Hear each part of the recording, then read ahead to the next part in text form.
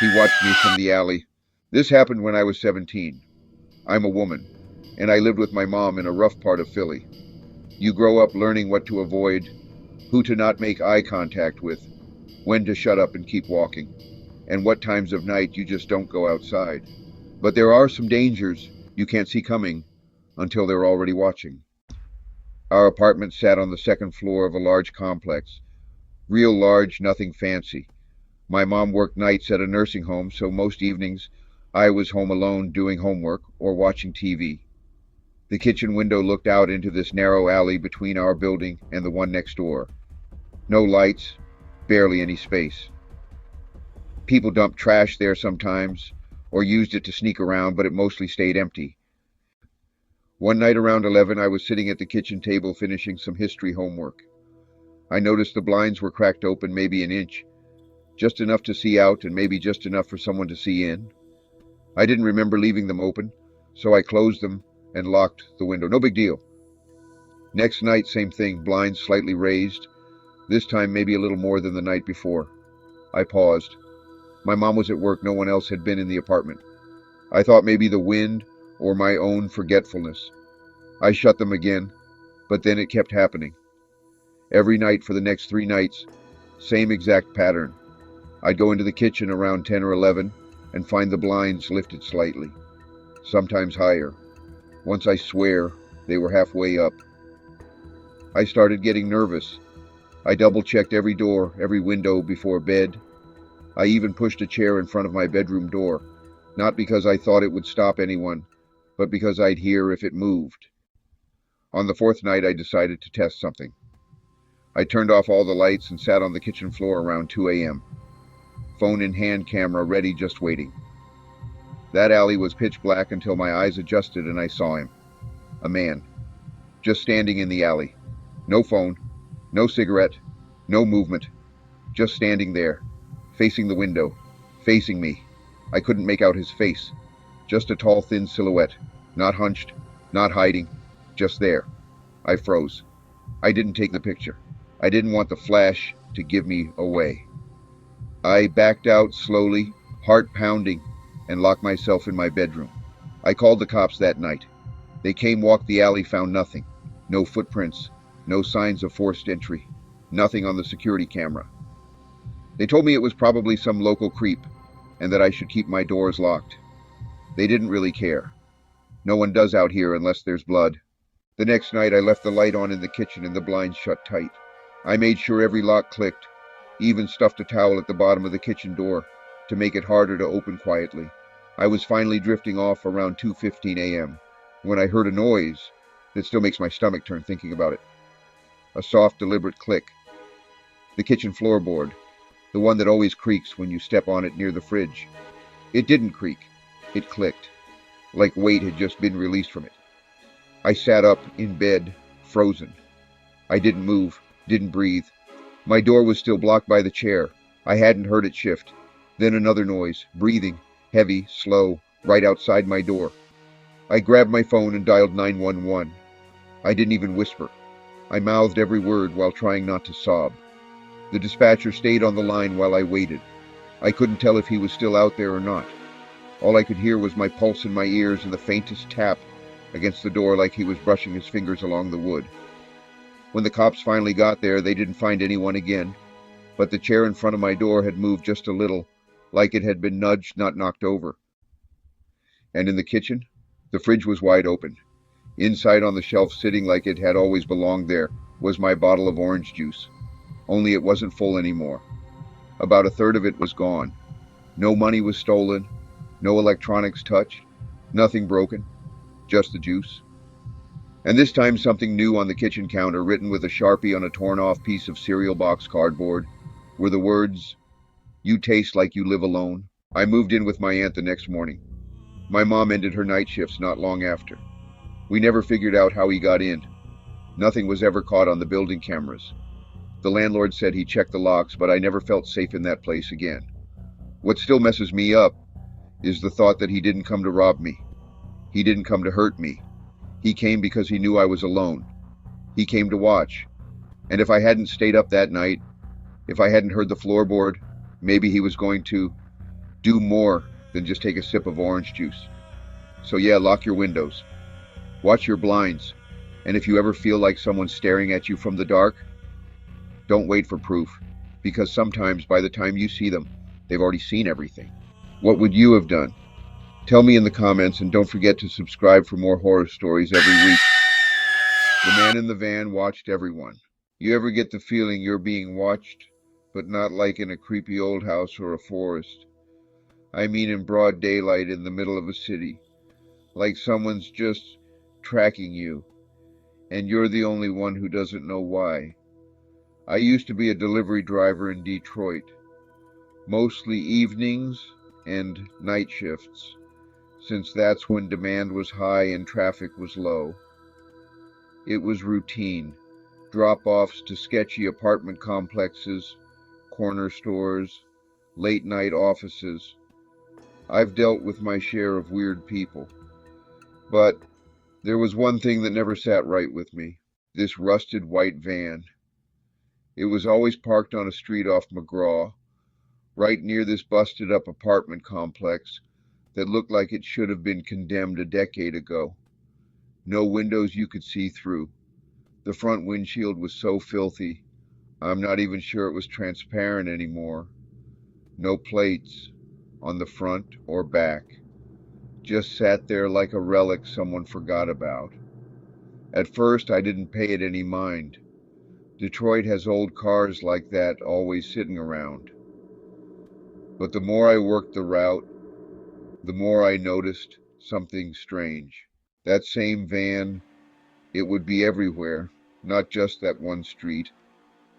One night it'd be outside a dollar store on Livernois. Another night outside a house where a dog had been stolen. Then again by a park where some kid had gone missing a few days earlier. Always parked, always unmoving, like it had been left there. But here's what messed with my head the most. The people who lived in those neighborhoods, they all said the same thing. Oh, that van, it's been there for months. That thing never moves. I saw it last week too, outside my cousin's job, hours away. How does a van never move but shows up everywhere? I brushed it off as street paranoia. I mean, people talk. And I figured maybe I was just connecting dots that weren't there, until the night I had a delivery to that apartment complex where I'd first noticed the van. It was late, around 11:30 p.m. The street was quiet, too quiet. I pulled up and parked about 2 spaces down from the van. I left my headlights on. Something in me just didn't feel right. As I grabbed the food from the passenger seat, I looked over at the van, and I saw it. A tiny round hole cut into the side of the van, not big enough to be accidental. It looked like it was made intentionally, like a peephole.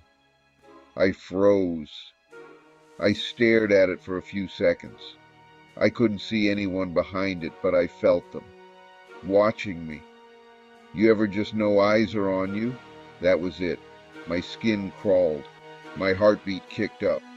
I rushed the delivery, barely knocked, left the bag at the door, and hauled ass back to my truck. Didn't even wait for the tip. Just got the hell out. That night I couldn't sleep. I kept thinking about that hole and how quiet that block had been. No music, no people yelling, no dogs barking, just the van. So the next morning I checked my dash cam. It runs automatically even when I'm parked. I fast-forwarded through the footage. Nothing happened until around 11:35 p.m. This is around the time I made the delivery at that rundown apartment complex. The van's sliding door opens and a man stepped out. He had on a black hoodie, gloves, and a ski mask. Just stood there on the street. Then he raised something to his face, a Polaroid camera. He snapped a photo, and then slowly turned back and closed the door. When I paused the footage to zoom in, my stomach dropped. He took a photo of my freaking license plate. I didn't go to work the next night.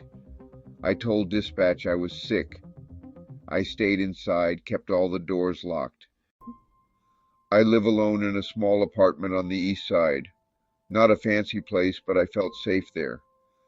Until about 2:45 in the morning, when I heard the sound of someone trying my front door handle.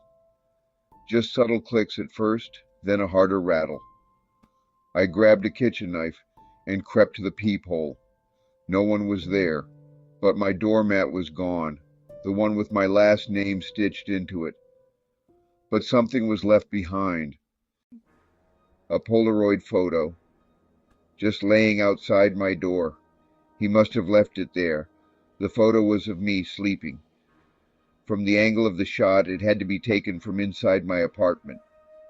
Maybe from the hallway just outside my bedroom. That freaked me out. I checked all my windows, my locks. I still don't know how he got in and took that photo. That night I didn't sleep. I couldn't. I sat in the corner of my living room with a baseball bat until the sun came up. After that, I stayed with my brother in Ann Arbor for a while. Reported everything. Handed over the photo and the footage. Cops did basically nothing. No plates, no prints, no actual break-in. They said maybe I had a stalker, maybe it was a prank. But a few weeks later, a neighbor from the old apartment complex messaged me on Facebook. She said the van was still there, but something had changed. The hole in the side? It was gone, covered up with a metal plate. She also said a man was now walking around the complex at night with a camera. Not a phone. An old-school Polaroid camera. And that van? I saw it again just last week. 2 towns over, same rust, same missing plates. Parked in the school employee parking lot. What the hell? School employee? Could it be? Your next nightmare is waiting. Tap subscribe before it finds you first. The kid wasn't really a kid, true story. Have you ever looked into someone's eyes and realized they weren't who they said they were? That something about them was off, but you couldn't put your finger on it? This happened when I was 29. I was walking home from a late shift at the hospital in the Bronx. I know it's risky for a woman to walk alone at night, but rideshares weren't in my budget, and my place was only 6 blocks from work. I've done the walk 100 times. I usually kept my head down, hoodie up, pepper spray in hand. Routine. But that night broke the routine in a way I'll never forget. It was a little after midnight. Quiet streets, few cars, dim streetlights, casting long shadows on the sidewalk. I was 2 blocks from my building when I saw a kid standing on the corner. He looked about 10, maybe 11. Small frame, baggy jacket. Kind of dirty, honestly. He was just standing there, not crying, not moving, just watching. At first I ignored him, figured a parent or sibling was nearby. But as I passed, he stepped in front of me and said, "Can you help me find my mom?" His voice cracked, like he was scared. Real scared. And I paused. I know better. Stranger danger goes both ways, but he didn't look threatening. Just lost, vulnerable. I asked him where he last saw her. He pointed vaguely down the street and said near the bodega. He said she went in and never came out. I hesitated, then told him I'd walk him there. It was maybe 2 blocks away or so, I thought. We started walking. I kept looking around, expecting to see someone, anyone, looking for him. But the street stayed empty. About 3 minutes in, I started feeling weird. The kid hadn't said anything since we started walking. Just quiet, hands in his pockets, staring straight ahead. The air felt heavy, and I realized we weren't heading toward the bodega. We were going deeper into the industrial side, where everything's shut at night. Warehouses, auto shops, fences. I stopped and said, "Hey, I think we're going the wrong way." He didn't answer. I started to turn back, and that's when I heard it. Footsteps, fast ones, more than one set, behind me. I spun around, and before I could process anything, the kid grabbed my wrist, hard, and I'm not exaggerating. His grip felt wrong, too strong, like a grown man's hand wrapped around me. He looked up at me, and his voice dropped. He said just one word, "Run." He yanked me hard and took off toward a fence lot nearby. I followed, barely keeping up. We ducked behind a dumpster, panting, and he peeked through the corner. From behind the buildings, 3 men appeared. One was tall, wearing all black. Another was shorter, bald, with a noticeable limp. The third I recognized.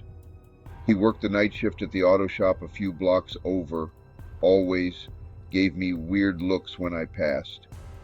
They were holding knives.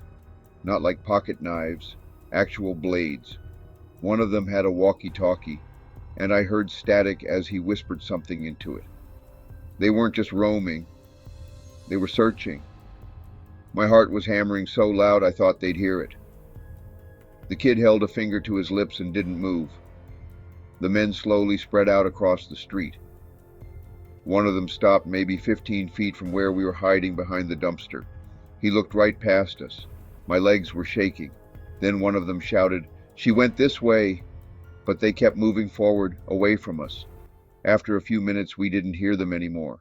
I turned to thank the kid, but he was gone. Gone. No footsteps. No running off. Just not there. I waited behind that dumpster for what felt like an hour. Then I sprinted the rest of the way home, locked every door and window, and sat in my bathroom with a knife in my lap until sunrise. The next day I called the police.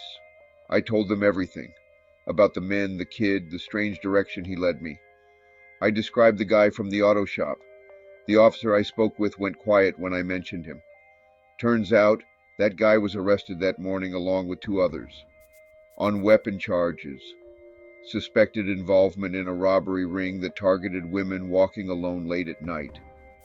Apparently they had been using scanners to pick up police activity, radios to coordinate, and unmarked cars to stalk women. One woman had gone missing a few weeks earlier. They were trying to find out if she'd been the first. When I asked about the kid, the one who saved me, they asked me to describe him. After a while, the officer shook his head and said, "We've got no reports of a child matching that description in the area. No missing persons. No one reported a kid wandering around last night. And there's no security footage of a kid with you. Just you walking, then running. But I know what I saw. I felt his hand. I heard him yell. I followed him. The weirdest part, that grip. I swear to God, it wasn't a child's hand. It was strong, calloused, like someone used to doing hard labor. Sometimes I wonder, what if it wasn't a kid at all? What if someone disguised themselves as a child to bait people into traps? Or maybe even to protect them? I don't know. I never saw him again. But I do know this. If I hadn't listened to that voice telling me to run, if I hadn't followed someone I didn't understand, I don't think I'd be here to tell this story. And the next time you see a kid alone late at night, looking scared, ask yourself, are they really a kid? Or is something way more dangerous hiding in plain sight? What would you have done? Tell me in the comments, and don't forget to subscribe for more horror stories every week. The camera wasn't mine, my real-life nightmare. Have you ever realized too late that you weren't alone? Not just in a room, but in your own life? That every moment you thought was private wasn't? I don't think I've ever been the same since what happened that year. This happened when I was 22, a college student living off campus just outside of Atlanta. I was broke, working a part-time job and renting a cheap 1-bedroom in an older apartment building in a not-so-great area. The place wasn't much. Peeling paint, creaky floors, windows that didn't shut all the way, but it was affordable and close enough to campus. The first weird thing I noticed was about a month in. One morning I was brushing my teeth and looked up at the bathroom light fixture. It was one of those long-style several bulbs mounted on the wall. I don't know why, but I noticed this tiny dark dot in the middle of the wood. Curiosity got the best of me. I grabbed a chair, screwdriver, stood up, and removed the fixture. Tucked inside, hidden near the bulb, was a small black object. It was a camera, a small wireless camera. I froze. I felt this sick, hollow drop in my stomach. Someone had been filming me, in my bathroom. I took photos of it, bagged it up, and immediately called the apartment office. The maintenance guy came by an hour later, gave a nervous laugh, and said he'd check with the last tenant and look into it. But he didn't seem alarmed. If anything, he seemed rehearsed. That day I bought a roll of painter's tape and covered every vent and light fixture I could reach. I tried to let it go, but I couldn't sleep. My skin crawled every time I used the bathroom or changed clothes. Then things escalated. A few nights later I noticed a black sedan parked across the street. It wasn't unusual. There were always cars on the curb, but what stood out was that it never moved. Night after night it was there, always in the same spot. Windows fogged. Sometimes I could make out a shape in the driver's seat. At first I told myself it was just a neighbor, but the way the headlights would flick on for a split second when I stepped outside, it felt deliberate. Then came the second camera. I was doing laundry in my apartment. Nothing fancy, just a small washer-dryer tucked in a hallway closet. I went to put my clean clothes away and found another tiny camera nestled inside the closet. This one was wrapped in a blouse I didn't wear often, like it had been hiding in my closet for a while. That was it. I lost it. I called the cops. To their credit, they took it seriously. An officer came out, took statements, collected both cameras, and told me to stay somewhere else until the investigation got going. I packed a bag and stayed with my boyfriend, Marcus. But even there, I couldn't shake this gnawing feeling that something was off. Like I wasn't just being watched. I was being studied, followed, predicted. A few days later, I decided to swing by my place in the afternoon while Marcus was at work. I wanted to grab a few things. Some books, a charger, extra clothes. The building was quiet, midday sun, no one around. But when I reached my apartment door, I stopped cold. There was a key already in the lock. Not mine. I didn't move. I listened. No sound from inside. Just the soft hum of the hallway light.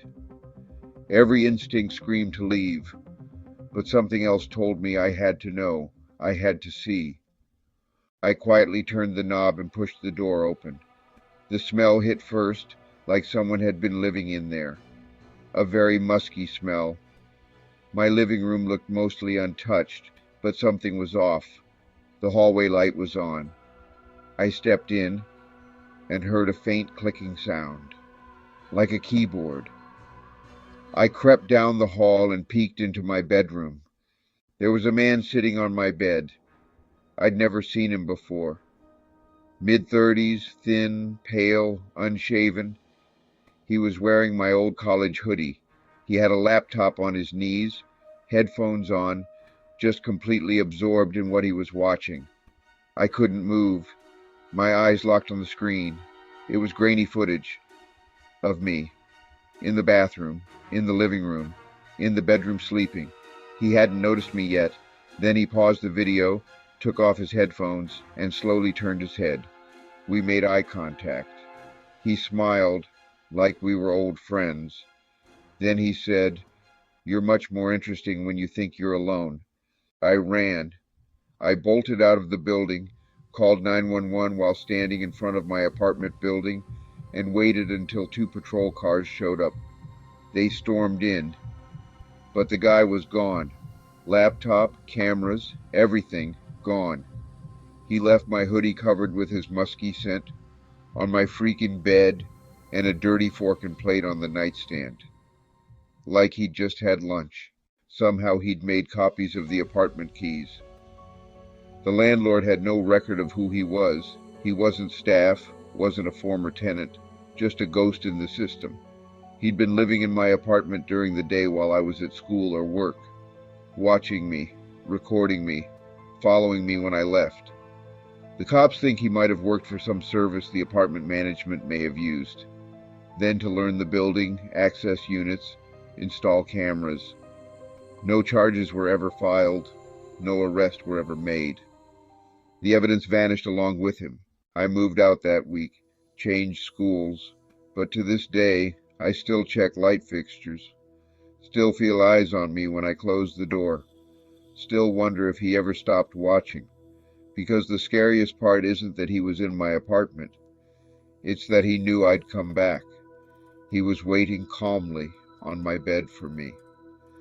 Your next nightmare is waiting. Tap subscribe before it finds you first.